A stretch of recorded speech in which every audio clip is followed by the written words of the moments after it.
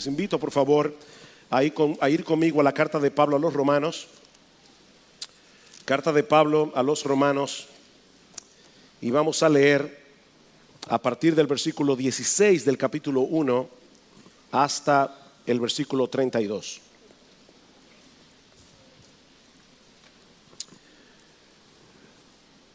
Porque no me avergüenzo del Evangelio, porque es poder de Dios para salvación a todo aquel que cree, al judío primeramente y también al griego. Porque en el Evangelio la justicia de Dios se revela por fe y para fe, como está escrito, mas el justo por la fe vivirá. Porque la ira de Dios se revela desde el cielo contra toda impiedad e injusticia de los hombres que detienen con injusticia la verdad.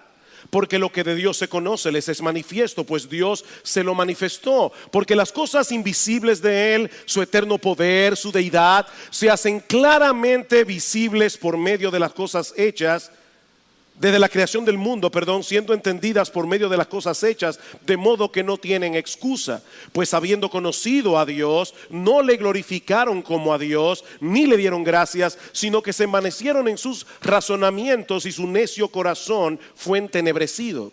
Profesando ser sabios, se hicieron necios y cambiaron la gloria del Dios incorruptible en semejanza de imagen de hombre corruptible, de aves, de cuadrúpedos y de reptiles, por lo cual también Dios los entregó a la inmundicia en la concupiscencia de sus corazones, de modo que deshonraron entre sí sus propios cuerpos, ya que cambiaron la verdad de Dios por la mentira, honrando y dando culto a las criaturas antes que al Creador, el cual es bendito por los siglos. Amén. Por esto Dios los entregó a pasiones vergonzosas, pues aún sus mujeres cambiaron el uso natural por el que es contra naturaleza, y de igual modo también los hombres, dejando el uso natural de la mujer, se encendieron en su lascivia unos con otros, cometiendo hechos vergonzosos hombres con hombres y recibiendo en sí mismos la retribución debida a su extravío. Y como ellos no aprobaron tener en cuenta a Dios, Dios los entregó a una mente reprobada para hacer cosas que no convienen, estando atestados de toda injusticia, fornicación, perversidad, avaricia, maldad, llenos de envidia, homicidios, contiendas, engaños y malignidades, murmuradores, detractores, aborrecedores de Dios, injuriosos, soberbios, altivos, inventores de males, desobedientes a los padres, necios, desleales, sin afecto natural, implacables, sin misericordia. Quienes, habiendo entendido el juicio de Dios, que los que practican tales cosas son dignos de muerte, no solo las hacen, sino que también se complacen con los que las practican. Como la mayoría de ustedes saben, el 26 de junio pasado, en una reñida decisión de 5 jueces contra 4, la Suprema Corte de los Estados Unidos legalizó el matrimonio homosexual en todos los estados de la Unión. Y dada la influencia que ocupa la nación norteamericana en el mundo occidental y el relativismo imperante en nuestra generación, es lógico suponer que esta decisión tendrá repercusiones de amplio alcance en muchos otros países, incluyendo la República Dominicana. Es por esta razón que nosotros vimos pertinente, los pastores de esta iglesia, de tener el curso de la serie expositiva que llevamos actualmente en el Evangelio de Marcos para tratar este tema este domingo y el próximo. Como les decía hace un momento, en la mañana de hoy estaremos considerando de manera particular cuáles son las raíces de la homosexualidad a la luz de este pasaje de la carta de Pablo a los romanos, y el domingo que viene, si el Señor lo permite, vamos a considerar cuál debe ser la respuesta de la iglesia a este intento de redefinir la familia, de redefinir el matrimonio, que son las dos instituciones más fundamentales de la sociedad humana. De igual manera, y como ya hemos avisado, en la tarde de hoy vamos a tener un panel abierto para responder acerca de la homosexualidad, abordando preguntas y temas que son difíciles de tratar en un mensaje como este. Ahora bien, hermanos, yo estoy consciente de que este es un tema polémico, este es un tema controversial, y que tanto los que están en contra como los que están a favor del matrimonio homosexual pueden asumir conductas muy agresivas para defender su posición. Por lo que yo me adelanto a decir que mi intención en esta mañana es abordar este tema desde una perspectiva bíblica y con un corazón pastoral. Desde una perspectiva bíblica, pero con un corazón pastoral. En otras palabras, nosotros queremos ser fieles a la enseñanza de las Escrituras con respecto a este tema, pero al mismo tiempo queremos ser sensibles a todos aquellos que están luchando con las consecuencias de asumir cierto estilo de vida e instruir a los creyentes para que podamos dar una respuesta que sea apropiada, no solo en el fondo, sino también en la forma. Y mi oración al Señor es que este mensaje de las Escrituras, como orábamos hace un momento, pueda traer luz donde haya verdadera confusión y pueda traer esperanza donde haya desesperación. Porque el Evangelio de Cristo sigue siendo poder de Dios para salvar a todo tipo de pecadores sin importar sus inclinaciones sexuales. El Evangelio salva a heterosexuales porque necesitan el Evangelio. El Evangelio salva a homosexuales porque necesitan el mismo Evangelio que necesitan los heterosexuales. Por otra parte, es importante aclarar que el tema central de este pasaje que vamos a estudiar en la mañana de hoy, en la carta de Pablo a los romanos, no es la homosexualidad. Y ya yo dije claramente que quiero ser fiel a la enseñanza de este texto. El tema central de este pasaje es la necesidad del Evangelio. De hecho, la Biblia no es un manual de sexualidad. La Biblia es una historia de la redención. Pero como yo espero mostrar en esta mañana, cuando nosotros colocamos la sexualidad humana en el contexto de esa gran historia redentora que se revela en las Escrituras, estamos mejor equipados para entender el problema con el que estamos lidiando aquí, así como la solución que Dios ha provisto para resolver ese problema. La tesis de Pablo en este pasaje es que todos, absolutamente todos los hombres por igual necesitan la salvación que el Evangelio anuncia, porque todos, absolutamente todos, son igualmente culpables en la presencia de Dios.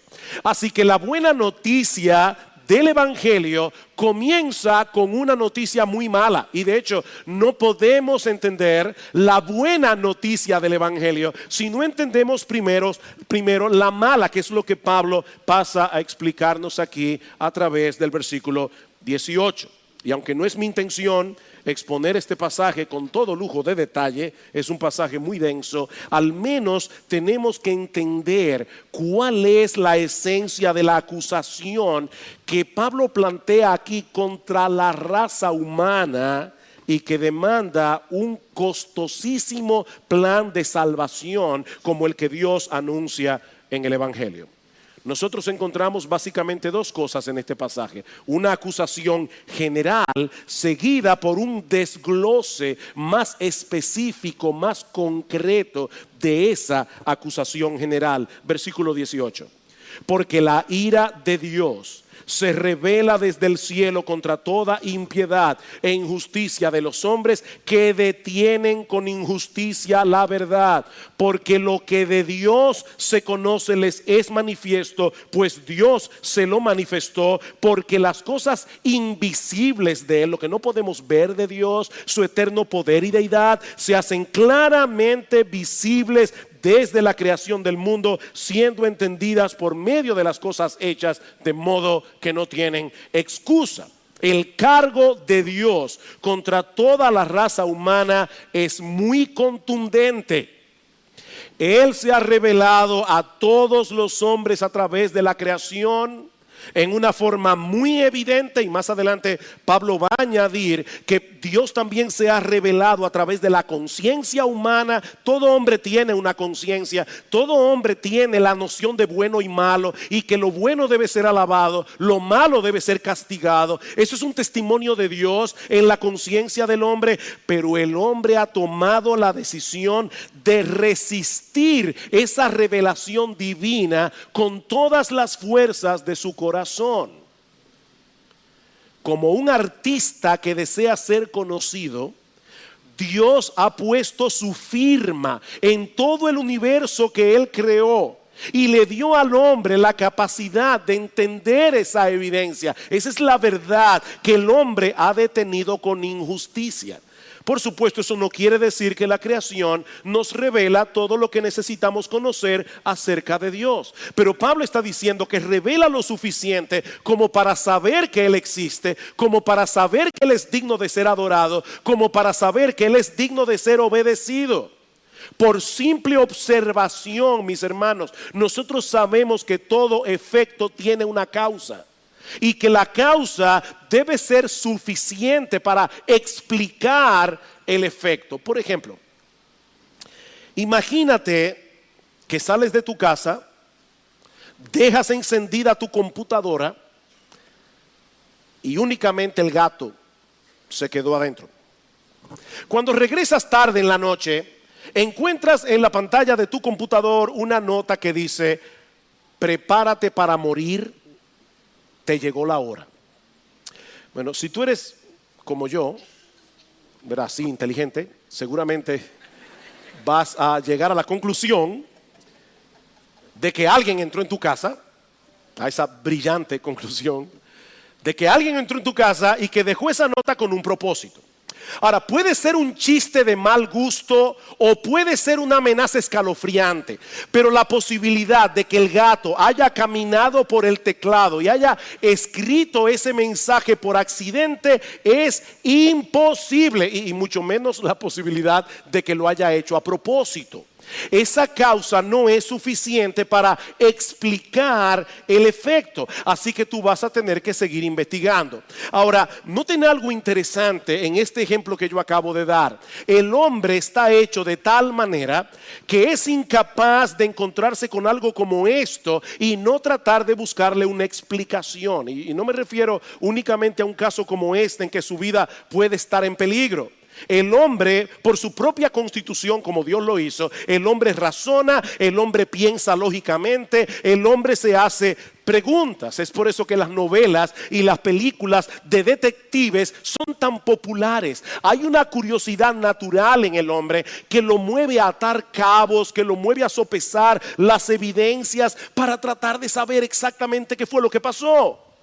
Bueno, lo que Pablo está diciendo aquí es que la existencia del universo y nosotros dentro de ese universo nos plantea el caso más fascinante, nos plantea el caso más relevante que detective alguno haya tratado de descifrar jamás. Solo que en este caso la solución resulta increíblemente simple, porque toda la creación está repleta de evidencia que nos hablan de un creador todopoderoso, lleno de sabiduría, que hizo todas las cosas con un propósito.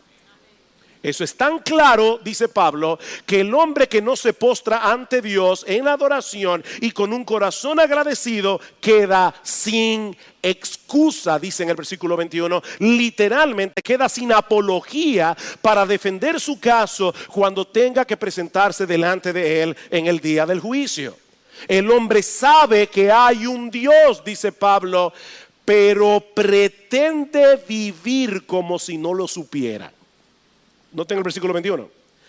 Pues habiendo conocido a Dios, no le glorificaron como a Dios, ni le dieron gracias, sino que se envanecieron en sus razonamientos y su necio corazón fue entenebrecido. Él sabe que hay un Dios, pero él pretende vivir como si él no lo supiera. Esa es en esencia la acusación de Pablo contra toda la raza humana. El hombre padece de una pecaminosa e inexcusable deshonestidad intelectual. Hay un reputado profesor de leyes y filosofía llamado Jay Budziszewski. No traten de aprenderse el nombre. Hay que repetirlo un rato para aprenderlo. Es profesor universitario de filosofía y de leyes. Budziszewski durante un tiempo fue ateo, pero finalmente llegó a la conclusión de que su problema era básicamente el autoengaño. Y ahora escuchen lo que dice él. El autoengaño, dice Budziszewski, significa hacerse el tonto. Significa pretender que no sabemos lo que en realidad sí sabemos. Jugar a que desconocemos lo que en realidad conocemos. Lo que estoy insinuando es que los seres humanos jugamos con Dios. Nos mentimos. Y una de las cosas acerca de las cuales nos mentimos es sobre nuestro conocimiento de la realidad de Dios. Y aquí él cita el Salmo 14, donde el salmista comienza diciendo: dice el necio en su corazón, no hay Dios. Y continúa diciendo el salmista: no le llama necio al hombre por pensar que no hay Dios, sino más bien por decirse a sí mismo que no hay Dios, aunque en lo profundo de su mente él sabe que no es así. Hay un Dios y él lo sabe, pero él se dice a su corazón, él pretende vivir de cierta manera. Esa es la acusación de Pablo en Romanos capítulo 1. El hombre sabe que existe Dios, pero pretende vivir como si él no supiera eso. Y por supuesto, nadie puede pretender tal cosa sin sufrir la consecuencia. Imagínate lo que sucedería con una persona que de repente decide pretender que los carros no existen. Y él va por la calle y él cruza porque él dice no existen. Ya ustedes se imaginan lo que va a pasar. El hombre pretende vivir como si no tuviera que tomar en cuenta a Dios. Y ahora Pablo quiere mostrarnos de manera más específica, de manera más concreta, cómo esto se manifiesta en la realidad, en la práctica, a través de 3 intercambios íntimamente relacionados entre sí. En primer lugar, el hombre, dice Pablo, decidió cambiar la gloria de Dios por la vanagloria de las criaturas. Versículo 21. Pues habiendo conocido a Dios, no le glorificaron como a Dios, ni le dieron gracias, sino que se envanecieron en sus razonamientos y su necio corazón fue entenebrecido. Profesando ser sabios, se hicieron necios y cambiaron. Aquí está el primer intercambio. Cambiaron la gloria del Dios incorruptible en semejanza de imagen de hombre corruptible, de aves, de cuadrúpedos y de reptiles. Alguien decía que el ser humano es un religioso incurable. Como fuimos creados originalmente para adorar a Dios y encontrar en Él nuestra seguridad y nuestra satisfacción, el hombre no puede desechar a Dios sin caer en la idolatría. Eso es imposible. Y debo aclarar, porque somos personas muy sofisticadas del siglo XXI, que cuando hablamos de idolatría no podemos pensar únicamente en un adorador de imágenes.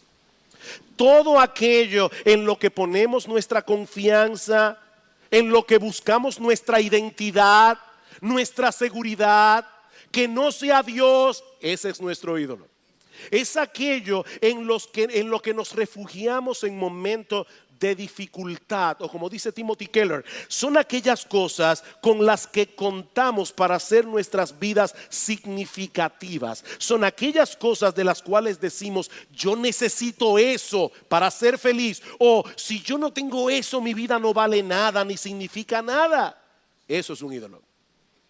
El hombre busca desesperadamente en las cosas creadas lo que solo puede encontrar en el Creador, y por eso experimenta una profunda insatisfacción, no importa su inclinación sexual.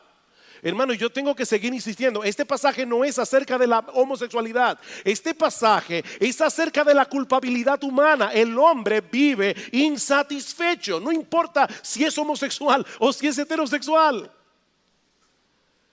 C.S. Lewis decía que la historia de la humanidad es una terrible y larga historia del hombre tratando de encontrar algo que no sea Dios, pero que le haga feliz. Esa es la historia del hombre. Tratando de encontrar algo que no sea Dios, pero que le haga feliz. En segundo lugar, Pablo dice también que el hombre no solamente ha cambiado la gloria de Dios por la vanagloria de las criaturas, él ha cambiado la verdad de Dios por la mentira. Versículo 24. Por lo cual también Dios los entregó a la inmundicia en la concupiscencia de sus corazones, de modo que deshonraron entre sí sus propios cuerpos, ya que cambiaron la verdad de Dios por la mentira, honrando y dando culto a las criaturas antes que al Creador, el cual es bendito por los siglos. La gloria de Dios estaba supuesta a ser el sol alrededor del cual orbitaran nuestras almas, pero el hombre ha decidido orbitar alrededor de las criaturas y sobre todo se ha colocado a sí mismo en el centro de su propio universo. Y eso no solo nos convierte en idólatras, sino que produce una profunda distorsión de la realidad. Una profunda distorsión de la realidad. El hombre ha cambiado la verdad de Dios por la mentira, en el sentido de que ha decidido poner a un lado al Creador, descansar en la criatura. Adorar a Dios como Dios es ver las cosas como son. Y por lo tanto es vivir conforme a la verdad. Adorar a la criatura como si fuera Dios es vivir una ilusión que distorsiona por completo nuestra percepción de las cosas. Es abrazar la mentira como si fuera la verdad. Es por eso que Pablo dice en el versículo 21 que los hombres se envanecieron en sus razonamientos. Han perdido la capacidad de razonar equilibradamente. Tanto así que a la necedad el hombre le llama sabiduría. Profesando ser sabios, se hicieron necios. Y a la sabiduría el hombre le llama necedad. ¿Cómo nosotros podemos entender que en Estados Unidos, en los Estados Unidos de Norteamérica, matar el huevo de una águila calva te lleva a la cárcel y a pagar una multa de 5 a 10 mil dólares, pero matar a un niño en el vientre de la madre no tiene ninguna penalidad? Profesando ser sabios, se hicieron necios. Al cambiar la gloria de Dios por la vanagloria de la criatura, el hombre ha perdido su punto de referencia para poder interpretar la realidad en una forma objetiva. Y una de las ilustraciones más claras de esa terrible distorsión es precisamente la homosexualidad, que es el tercer intercambio que Pablo menciona en el pasaje, versículo 26. Por esto Dios los entregó a pasiones vergonzosas, pues aún sus mujeres cambiaron el uso natural por el que es contra naturaleza. Y de igual modo también los hombres, dejando el uso natural de la mujer, se encendieron en su lascivia unos con otros, cometiendo hechos vergonzosos, hombres con hombres, y recibiendo en sí mismos la retribución debida a su extravío. Digo otra vez, el tema de estos versículos no es la homosexualidad, sino la necesidad que todos tenemos del evangelio. Pero Pablo introduce ese tema aquí como una vívida ilustración de lo que ha ocurrido con la raza humana al intercambiar la gloria de Dios por la vanagloria de las criaturas y la verdad de Dios por la mentira. Debido a ese terrible intercambio hecho por el hombre en su pecado, Dios ha derramado su ira, escuchen bien otra vez, contra toda la raza humana. Pablo no está hablando aquí de casos específicos. Pablo está hablando de la humanidad y él está diciendo: Dios ha derramado su ira contra el hombre, contra toda la raza humana. ¿Cómo? Dejándoles cosechar en toda su intensidad el fruto de su extravío. 3 veces Pablo dice en este pasaje que Dios los entregó. 3 veces a todo el mundo. Dios los entregó. Versículo 24. Por lo cual también Dios los entregó a la inmundicia en la concupiscencia de sus corazones. Versículo 26. Por esto Dios los entregó a pasiones vergonzosas. Versículo 28. Y como ellos no aprobaron tener en cuenta a Dios, Dios los entregó a una mente reprobada. Dios los entregó. Va a haber un despliegue de la ira de Dios en el día del juicio. Pero Pablo está hablando aquí de cómo se manifiesta esa ira aquí y ahora en el presente. Como dice el comentarista William Hendrickson, Dios en su ira permite que todos los pecadores impenitentes sean arrastrados por sus propios pecados al abismo de sus propias pasiones viles. Esa es una de las manifestaciones de la ira de Dios sobre una humanidad pecadora, que sabiendo que existe Dios, ahora quiere pretender que no lo sabe. Ahora quiere pretender que Él no está ahí. Ahora quiere pretender que su opinión no importa en lo absoluto. Y Dios los entregó. Pastor, pero la Biblia dice que Dios es amor. Yo lo sé. Pero también enseña que Él es perfectamente santo y que Él es perfectamente justo. Estos atributos no se excluyen entre sí, sino que se complementan. De hecho, déjenme decir algo que a algunos les va a parecer bien extraño. Precisamente porque Dios es amor, Él no puede permanecer indiferente ante el pecado y la maldad que destruyen al hombre creado a su imagen y semejanza. Alguien dijo muy sabiamente: todas las personas que realmente aman, en ocasiones se llenan de ira, no a pesar de que aman, sino más bien por causa de ese mismo amor. Óyeme bien, si el hecho de ver arruinarse aquello que tú dices amar, eso no te produce ira, eso es un síntoma de que tú realmente no lo amas. ¿Se entendió eso? Si tú realmente amas, tú tienes que tener ira. Si tú no sabes lo que es la ira, tú no eres una persona llena de amor, tú eres un indiferente. Y el indiferente o la indiferencia no es más que odio disfrazado. El verdadero amor no puede permanecer indiferente ante la crueldad, no puede permanecer indiferente ante la violencia, no puede permanecer indiferente ante la injusticia.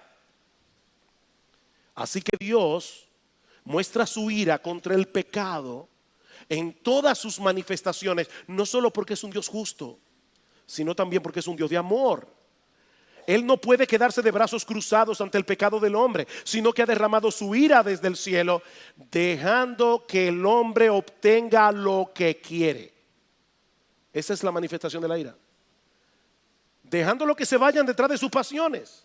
Es lo que Pablo está diciendo aquí. Esa es la manifestación de la ira de Dios sobre una humanidad pecadora. ¿Quieren vivir pretendiendo que Él no tiene nada que ver con nuestras vidas? A pesar de todas las evidencias que Él ha dejado de sí mismo, Dios les está dejando experimentar las consecuencias de esa terrible y pecaminosa decisión. Y la homosexualidad no es más que una muestra de cuán distorsionada puede llegar a ser la percepción de la realidad cuando se decide vivir de espaldas a Dios, al punto de llegar a deshonrar sus propios cuerpos, como dice Pablo en el versículo 24. Por lo cual también Dios los entregó a la inmundicia en la concupiscencia de sus corazones, de modo que deshonraron entre sí sus propios cuerpos. Esa palabra inmundicia se refiere a todo tipo de pecado sexual, incluyendo también la homosexualidad, como vemos en los versículos 26 al 27. Y noten que los términos que Pablo usa en los versículos 26 y 27 para referirse a este pecado específico. En ambos versículos nos dice que son pasiones vergonzosas, que son antinaturales. Y al final del versículo 27 dice que es una conducta extraviada que trae consigo inherentemente retribución o castigo de parte de Dios. Y yo creo que de lo que Pablo está hablando allí no es del SIDA. Cuando Pablo dice en el versículo 27, recibiendo en sí mismos la retribución debida a su extravío, lo que Pablo está diciendo es que la perversión misma es parte del castigo. Es un pecado que lleva a más pecado, y esa es parte del castigo de Dios. Pero yo sé que estas palabras son fuertes, pero hermanos, eso está en la Biblia. Esa es la opinión de Dios revelada en las Escrituras. La conducta homosexual es una violación al orden establecido por Dios cuando Él hizo al hombre para la mujer y a la mujer para el hombre. Es en ese sentido que Pablo está usando aquí la expresión contra naturaleza. Y nosotros sabemos, yo he tratado con muchos homosexuales o con varios homosexuales a lo largo de mi ministerio. Yo sé que muchos perciben como natural sus inclinaciones homosexuales y que algunos piensan incluso que han nacido así. Pero quiero decir esto con todo cuidado. No son nuestros deseos, por más fuertes que sean, los que definen nuestra naturaleza. Es el propósito de Dios en la creación del hombre y de la mujer. El problema es que el pecado ha distorsionado tanto la personalidad humana que ahora deseamos cosas que no deberíamos desear. Y aclaro, este es un mal que nos afecta a todos, homosexuales y heterosexuales. A todos. El deseo de un hombre casado por otra mujer que no sea su esposa no hace legítima la poligamia. Porque no son nuestros deseos lo que definen lo que está bien y lo que está mal, y mucho menos cuáles deben ser nuestros derechos civiles. No son nuestros deseos lo que definen eso. De manera que la práctica homosexual es un pecado. Independientemente de lo fuerte que pueda ser la inclinación de aquel que lo practica, porque violenta el diseño de Dios para la sexualidad y para el matrimonio. Dios diseñó el matrimonio para que un hombre y una mujer pudieran unirse y llegar a ser una sola carne. ¿Saben para qué? Y esto es lo hermoso del matrimonio: para que sean una parábola viviente de la relación de Cristo con su iglesia, como dice Pablo en Efesios capítulo 5. Sí, yo sé que existen muchos factores que pueden incidir en el hecho de que una persona tenga inclinaciones homosexuales, al punto de que, mis hermanos y amigos que están aquí, es prácticamente imposible poder descifrar todos los factores que pudieron incidir en la vida de una persona para que tenga esa inclinación. Pero lo que Pablo enseña en este pasaje es que toda condición pecaminosa, no únicamente la homosexualidad, toda condición pecaminosa no es más que una manifestación de esa decisión que ha tomado el hombre en su pecado de detener con injusticia la verdad. Y de hecho, noten, hermanos, y aquí hablo a los creyentes, que la homosexualidad no es el único pecado que se condena en este pasaje como fruto de esa fatal decisión tomada por el hombre. Escuchen lo que dice Pablo en el versículo 28: como ellos no aprobaron tener en cuenta a Dios, Dios los entregó a una mente reprobada para hacer cosas, en sentido general, cosas que no convienen, estando atestados de toda injusticia, fornicación, perversidad, avaricia, maldad, llenos de envidia, homicidios, contiendas, engaños, malignidades, murmuradores o chismosos, detractores, aborrecedores de Dios, injuriosos, soberbios, altivos, inventores de males, desobedientes a los padres, necios, desleales, sin afecto natural, implacables, sin misericordia. Ustedes se dieron cuenta cómo Pablo mezcla en este pasaje pecados tan escandalosos como el homicidio y la fornicación con otros pecados que a muchos no les parece tan terrible, como la envidia, como el chisme, la murmuración. ¿Saben cuál es la intención de Pablo aquí? Pablo quiere que entendamos que todos hemos sido afectados por esos dos intercambios primeros que mencionamos anteriormente, incluyendo los moralistas y religiosos. De hecho, a partir del capítulo 2, Pablo va a comenzar a hablarle a los moralistas y le dice: por si acaso no pienses que tú también estás exento. Y al final termina diciendo: todos estamos bajo pecado. Romanos capítulo 3, versículo 9 al 10. No hay justo ni aun uno, no hay quien busque a Dios, no hay quien entienda. Homosexuales y heterosexuales, todos somos igualmente culpables, porque todos hemos cambiado la gloria de Dios por la vanagloria de las criaturas. Todos hemos cambiado la verdad de Dios por la mentira. Unos lo manifiestan de un modo, otros de otro, pero todos hemos detenido con injusticia la verdad, y todos tendremos que dar cuenta por esto algún día en el tribunal de Dios. Pero es aquí precisamente donde entra el juego el glorioso evangelio de nuestro Señor Jesucristo.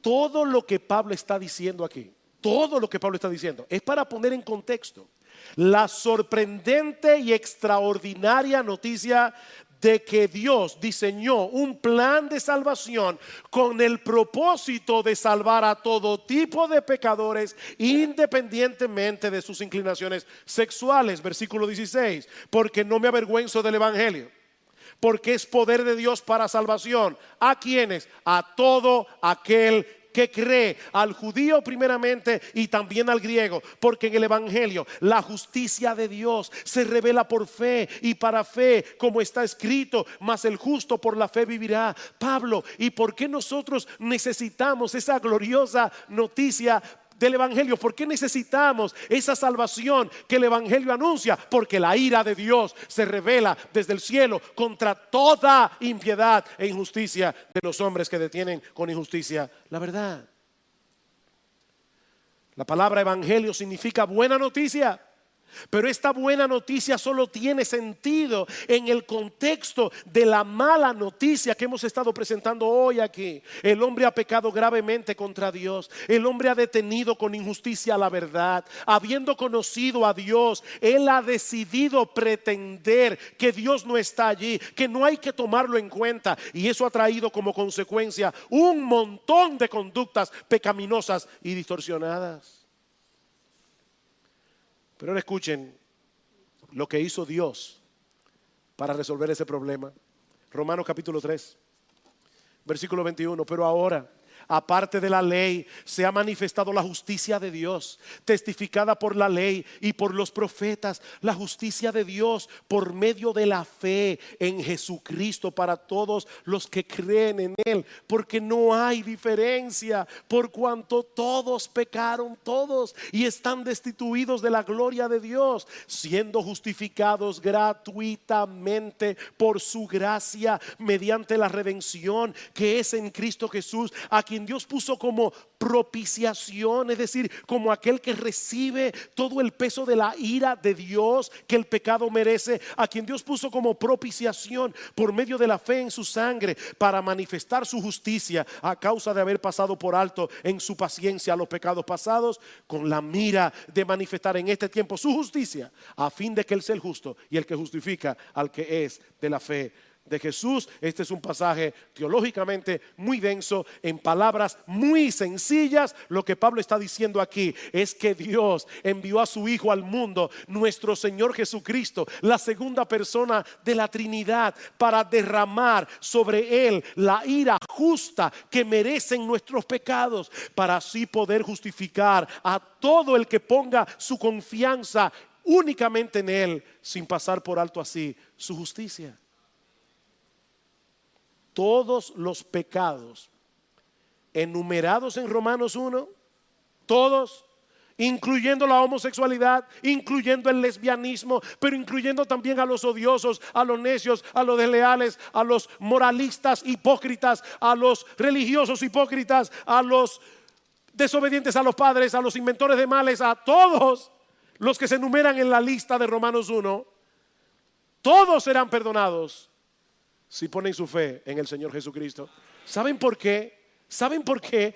Porque Dios derramó sobre Él en la cruz del Calvario el castigo justo que merece cada uno de esos pecados. De esa manera Él sigue siendo justo, porque Él no dejó el pecado sin castigo.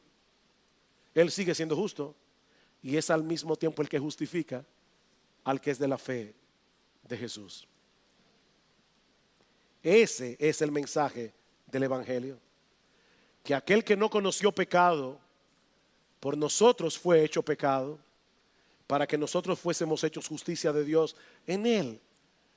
Dios resolvió el problema causado por ese terrible intercambio hecho por el hombre a través de otro intercambio, el glorioso intercambio de la cruz. Cristo sufrió el castigo que nosotros merecemos para que todo el que se arrepienta de sus pecados y se ampare en él por la fe, reciba de parte de Dios las bendiciones que él merece por su justicia. Hace un momento decíamos que Dios ha derramado su ira en este mundo caído, dejándole al hombre cosechar en toda su intensidad el fruto de su extravío. Y esa es indudablemente una manifestación de su justo aborrecimiento por el pecado. Pero ¿saben qué? Esa moneda tiene otra cara. Escuchen lo que dice Pablo más adelante en Romanos capítulo 8, versículo 18.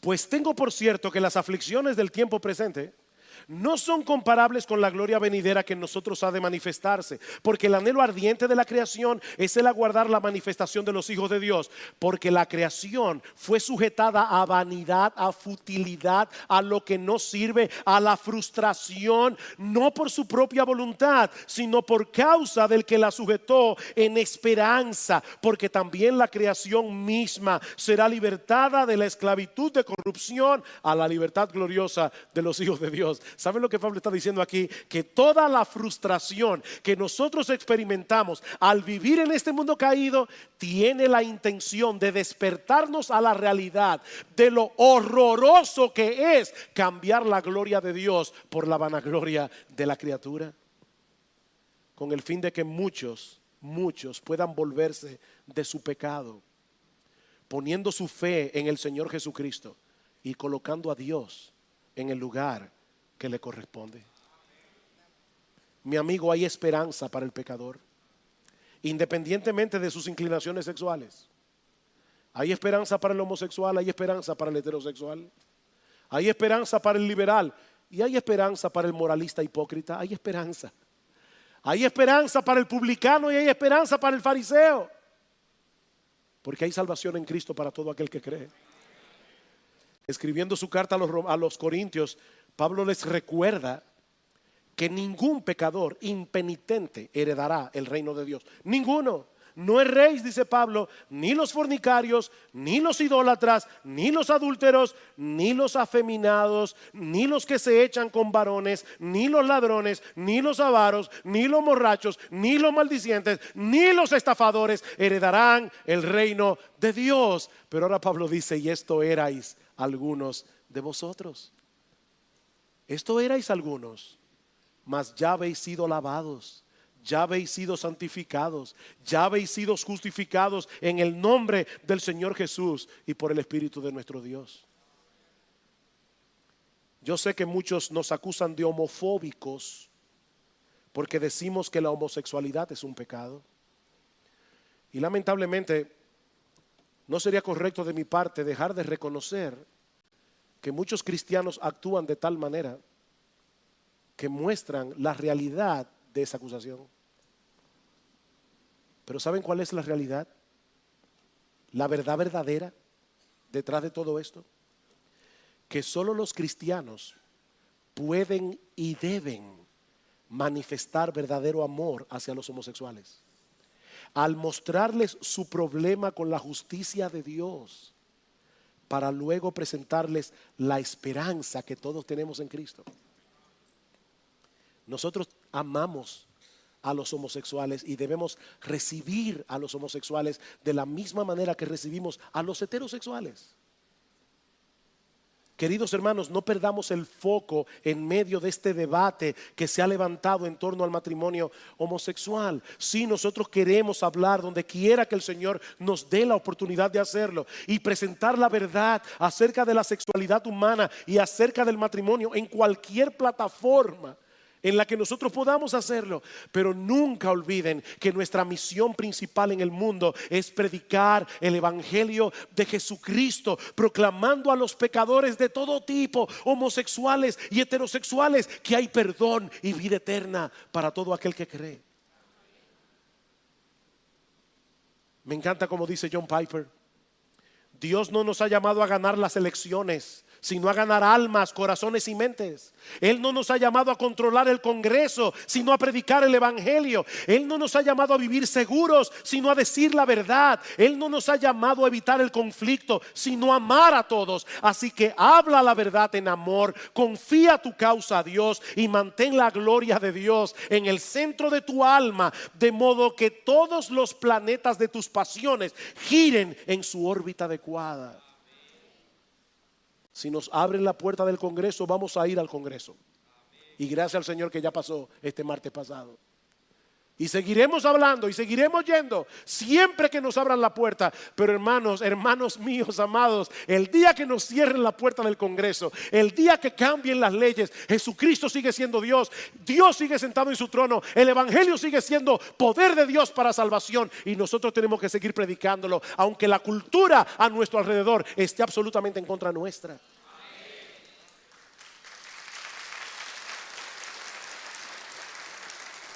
Y mi amigo, mi invitación en esta mañana a todos por igual es que vengas a Cristo en arrepentimiento y fe. No importa los pecados que hayas cometido, confiando únicamente en ese glorioso intercambio que Él llevó a cabo con su vida y con su muerte. Él vivió la vida de perfecta obediencia que nosotros no podíamos vivir, para luego morir en la cruz del Calvario, la muerte que tú y yo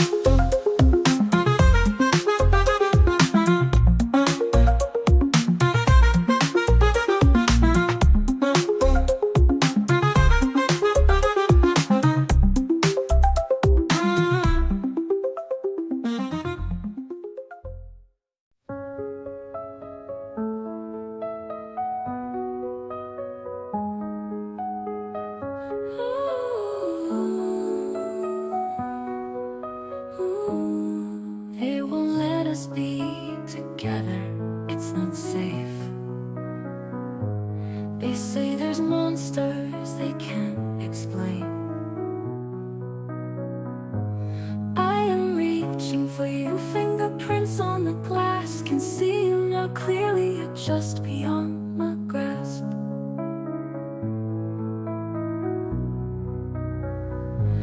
They won't let us be together, it's not safe. They say there's monsters they can't explain.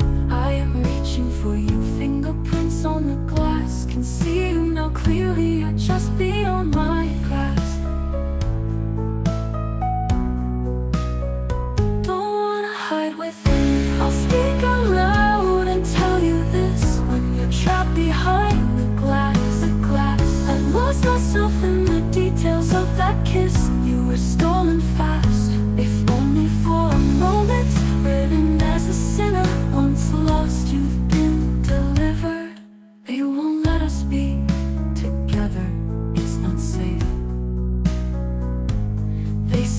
monsters they can't explain. I am reaching for you. Fingerprints on the glass can see you now clearly. You're just beyond my grasp. Don't wanna hide within. I'll speak out loud and tell you this.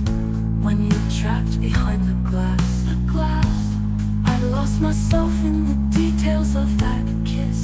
You were stolen fast, if only for a moment. Written as a sinner, once lost you've been delivered. Ooh, ooh, ooh. I'll speak out loud and tell you this. When you're trapped behind the glass, I lost myself in the details of that kiss. You were stolen fast, if only for a moment. Written as a sinner, once lost you've been delivered.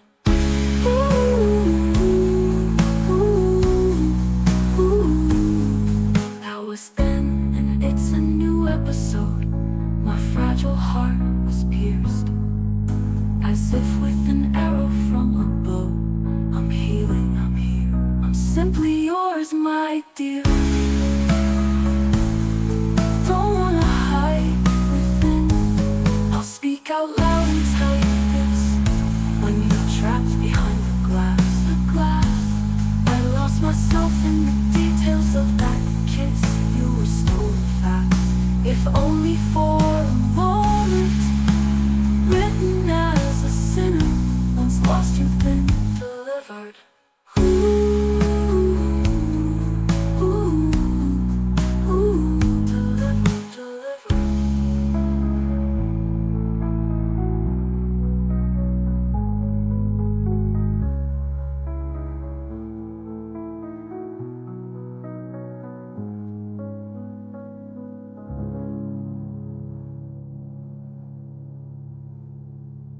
That was then, and it's a new episode. My fragile heart was pierced,